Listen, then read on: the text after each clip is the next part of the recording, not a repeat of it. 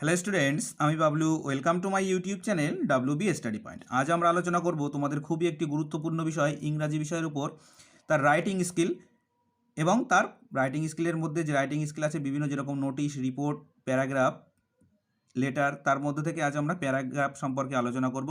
তো তোমাদের খুবই একটি গুরুত্বপূর্ণ বিষয়, এটি মাধ্যমিক পরীক্ষার জন্য খুবই গুরুত্বপূর্ণ এবং তোমাদের সপ্তম শ্রেণী থেকে দশম শ্রেণী পর্যন্ত সমস্ত ক্লাসের জন্যই গুরুত্বপূর্ণ একটি রাইটিং স্কিল। তো রাইটিং স্কিলটা হচ্ছে আমাদের প্যারাগ্রাফের যেটি আছে সেটি করোনা ভাইরাস অ্যান্ড ইন্ডিয়া, মানে করোনা ভাইরাস এবং ভারত। এখান থেকে তোমাদের যদি প্যারাগ্রাফ লিখতে দেয় করোনা ভাইরাস সম্পর্কে লিখতে দিলেও তোমরা এটা লিখতে পারবে, এবং ভারতে করোনা ভাইরাসের প্রভাব কতটা পড়েছিল সেটাও দিলেও তোমরা এটাই লিখতে পারবে। ঠিক আছে, তো দেখো প্যারাগ্রাফটি তোমরা ভালো করে দেখে নাও শেষ পর্যন্ত এবং সঠিকভাবে খাতায় লিখে নাও। দ্য করোনা ভাইরাস ডিজিজ, যেটি আমরা কোভিড-19 নামে পরিচিত, দেখো COVID-19 pandemic which originated in the city of Wuhan, China, has quickly spreaded to various countries with many cases having been reported world wide. তাহলে করোনা ভাইরাস ডিজিজ যেটি pandemic সৃষ্টি করেছিল, মানে মহামারী, হুইচ অরিজিনেটেড যেটি প্রধানত বিলং করছিল কোথা থেকে, in the city of Wuhan, Wuhan প্রদেশে কোথায় অবস্থিত, যেটি চায়নায় বা চীনে অবস্থিত, has quickly spread to various countries, মানে খুব দ্রুত বিভিন্ন দেশের মধ্যে ছড়িয়ে পড়েছিল, উইথ মেনি কেসেস, অনেক কেস নিয়ে, having been reported world wide, যেটা সারা পৃথিবী জুড়ে তার রিপোর্টটা প্রকাশ হয়েছিল। এবার সেকেন্ড প্যারা দেখো, as of May 8, 2020 in India 56,342 positive cases have been reported. বলছে 2020 সালের 8ই মে ভারতবর্ষে কত 56,342টি পজিটিভ কেস বা সংক্রমণের কেস ধরা পড়েছিল। India with a population more than 1.34 billion, the second largest population in the world, will have difficulty in controlling the transmission of severe acute respiratory syndrome coronavirus 2 among its population। তাহলে কী হচ্ছে দেখো, India with a population মানে ভারতের জনসংখ্যা more than 1.34 billion মানে 134 কোটির বেশি, the second largest population মানে দ্বিতীয় বৃহত্তম পপুলেশন বা জনসংখ্যার দিক থেকে ইন দ্য ওয়ার্ল্ড পৃথিবীতে, will have difficulty in controlling মানে কি আয়ত্তে আনার জন্য অনেকটাই ডিফিকাল্ট হয়েছিল, আমরা সবাই জেনে থাকবো, the transmission of severe acute respiratory syndrome corona virus 2 among its population, মানে হচ্ছে তীব্রভাবে ছড়িয়ে পড়ছিল। দেখো অ্যাকিউট মানে তীব্রভাবে যেটি ছড়িয়ে পড়ছিল, বা সংক্রমণ, ট্রান্সমিশন মানে কি সংক্রমণ, যে সংক্রমণটা তীব্রভাবে ছড়িয়ে পড়ছিল সেটি আমাদের এত বড় একটা দেশে বা এত জনসংখ্যার দেশে কন্ট্রোল করাটা অনেকটাই কষ্টকর হয়ে পড়েছিল। এবার পরবর্তী প্যারা দেখো, so far more than 212 countries and territories have confirmed cases of infection.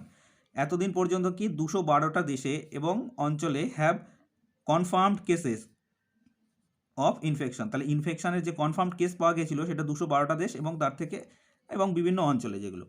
হু মানে কি ওয়ার্ল্ড হেলথ অর্গানাইজেশন ডিক্লেয়ার্ড মানে ঘোষণা করেছিল COVID-19 a public health emergency of international concerns, মানে আন্তর্জাতিকগত দিক থেকে কি এটি একটি মানুষের স্বাস্থ্যের দিক থেকে খুবই ক্ষতিকর ছিল, তবে সেই জন্য কি এটা health emergency of international concern হিসেবে ঘোষণা করে দিয়েছিল কে, হু।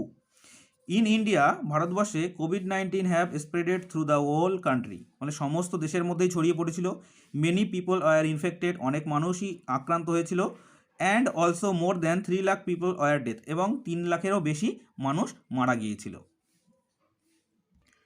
এরপরের প্যারা দেখো, the ministry of health and family welfare of India has raised awareness about the outbreak and has taken necessary action to control the spread of corona virus. তাহলে the ministry মানে হেলথ মিনিস্ট্রি বা আমাদের স্বাস্থ্যের দিক থেকে যে ministry আছে সেটি কী করেছিল, স্বাস্থ্য দপ্তর এবং জনকল্যাণ যে সমস্ত ওয়েলফেয়ার কমিটিগুলো আছে অফ ইন্ডিয়া হ্যাজ রেজড মানে তারা তুলেছিল অ্যাওয়ারনেস অ্যাবাউট দ্য আউটব্রেক মানে সতর্কতা জারি করেছিল, and has taken necessary action এবং প্রয়োজনীয় যে পদক্ষেপগুলো নেওয়ার দরকার সেই পদক্ষেপগুলো নিয়েছিলেন, to control the spread of corona virus, এই করোনা ভাইরাসের যে ছড়িয়ে পড়া এটাকে আয়ত্তে আনার জন্য।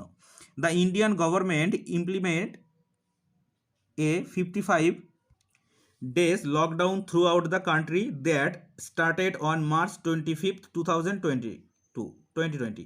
তাহলে 2020 সালের 25শে মার্চ সারা দেশ জুড়ে কি 55 দিনের একটি লকডাউন ঘোষণা করা হয়েছিল।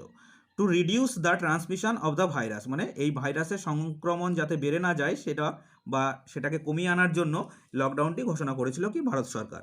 This outbreak is affected the economy of the nation, এই আউটব্রেক বা এই যে ভাইরাসটি ছড়িয়ে পড়া এটি কী করেছিল, আমাদের অর্থনৈতিক দিক থেকেও অনেকটা ক্ষতি করেছিল এবং সেটি কি আমাদের অর্থনীতির উপর সরাসরি প্রভাব ফেলেছিল। As it has dramatically impeded industrial sectors, মানে সেগুলো কি নাটকীয়ভাবে কি সব থেকে বেশি কোথায় ইন্ডাস্ট্রিয়াল যে সেক্টরগুলো ছিল, শিল্প যুক্ত যে অঞ্চলগুলো, সেইখানেই বেশি প্রভাব বিস্তার করেছিল। কারণ পিপল ওয়ার্ল্ড ওয়াইড, এটা ওয়ার্ল্ড হবে, ওয়ার্ল্ড ওয়াইড আর currently cautious about engaging in business in the affected region, মানে কি যেসব এফেক্টেড রিজন আছে, যেসব জায়গায় সংক্রমণটা বেশি ছড়িয়েছে সেই সব জায়গায় ইন্ডাস্ট্রিয়ালিং কারবার বা যে সমস্ত কাজবাজ করা হয় সেগুলো থেকে মানুষ অনেকটাই নিজেদেরকে সরিয়ে রাখছিল। যেহেতু আমাদের শিল্প একটি আমাদের অর্থনৈতিক দিক থেকে খুবই একটি গুরুত্বপূর্ণ বিষয়, তাহলে শিল্পের ক্ষেত্রেই যদি মানুষ সেখানে যেতে না চায় তাহলে কি সেখান থেকে আমাদের একটি অর্থনৈতিকভাবে আমরা খুবই দুর্বল হয়ে পড়বো, সেটাই ছিল এখানকার মূল কারণ। ইন্ডাস্ট্রিয়াল যে সেক্টরগুলো ছিল সেখানে মানুষ যেতে চাইছিল না, তারা সতর্ক ছিল। ঠিক আছে, তো এই ছিল তোমাদের প্যারাগ্রাফ করোনা ভাইরাস সম্পর্কে। আশা করি তোমরা ভালোভাবে বুঝে নিয়েছো। যদি ভিডিওটি ভালো লেগে থাকে অবশ্যই লাইক করবে এবং চ্যানেলটি সাবস্ক্রাইব করে নিয়ে বেল নোটিফিকেশান অল করে রাখবে পরবর্তী এরকম আরেক ভিডিওর অনেক নোটিফিকেশান পাওয়ার জন্য। তো চলো আজ এই পর্যন্তই, পরবর্তী ভিডিও আবার দেখা হচ্ছে। Thank you for watching.